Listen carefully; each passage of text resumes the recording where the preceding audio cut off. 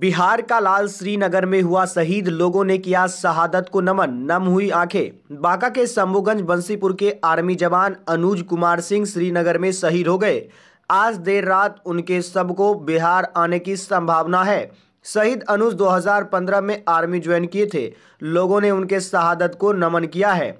इधर बांका में शोक की लहर है। केंद्रीय मंत्री अश्विनी कुमार चौबे 3 दिवसीय बिहार यात्रा पर मुंगेर, बांका और भागलपुर के प्रशिक्षण शिविर में लेंगे हिस्सा। केंद्रीय राज्य मंत्री अश्विनी कुमार चौबे शुक्रवार को पटना पहुंचे।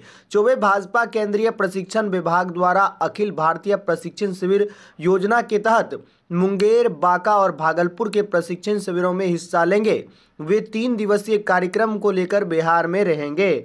बिहार, झारखंड, पश्चिम बंगाल और ओडिशा को नई शिक्षा नीति के रास्ते पर दिखलाएगा पटना विश्वविद्यालय। नई शिक्षा नीति के तहत शिक्षा क्षेत्र में होने वाले बदलाव को लेकर 4 राज्यों के विश्वविद्यालयों को पटना विश्वविद्यालय गाइडलाइन करेगा।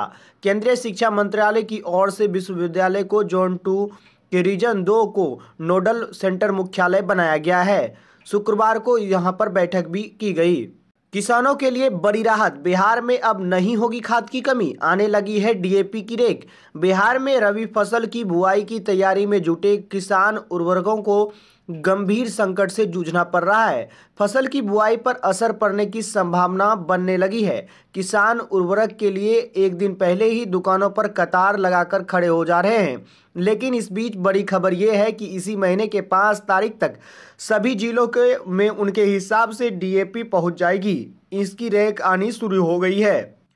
चक्रवाती तूफान जावद दिखाएगा असर, बंगाल और झारखंड के रास्ते बिहार में होगी एंट्री। चक्रवाती तूफान जावद देश के पूर्वी हिस्से में बड़े पैमाने पर मौसम के बदलाव की वजह बनने वाला है। बंगाल की खाड़ी से उठा ये तूफान पश्चिम बंगाल तो काफी रहेगा, तो इधर झारखंड में भी इसका असर देखने को मिलेगा, जिसका प्रभाव बिहार में भी पड़ेगा। बिहार के 94 लाख लोगों ने नहीं ली कोरोना की दूसरी डोज।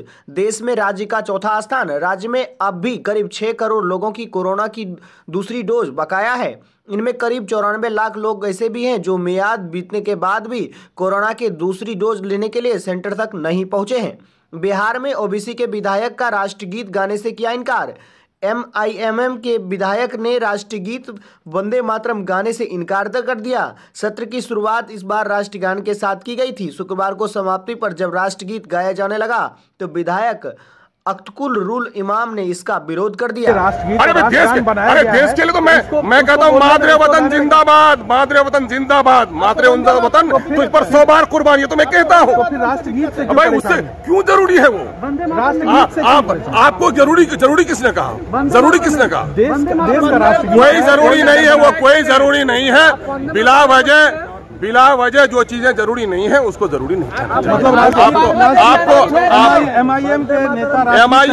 एमआईएम के नेता ही को बात मत कहिए।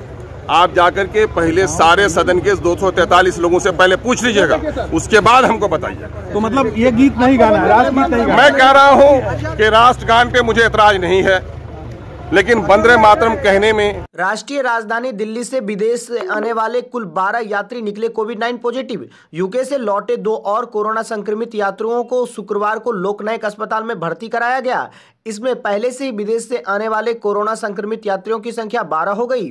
इससे पहले बृहस्पतिवार तक अस्पताल में यूके, बेल्जियम और फ्रांस से लौटे 10 यात्रियों को भर्ती कराया जा चुका है। तमाम खबरें आपको बताते रहेंगे। जुड़े रहिए न्यूज़ बिहार के साथ। यदि आपने अब तक हमारे चैनल को सब्सक्राइब नहीं किया तो जरूर कर ले। साथ ही फेसबुक पेज को लाइक करें। बहुत बहुत धन्यवाद आपका।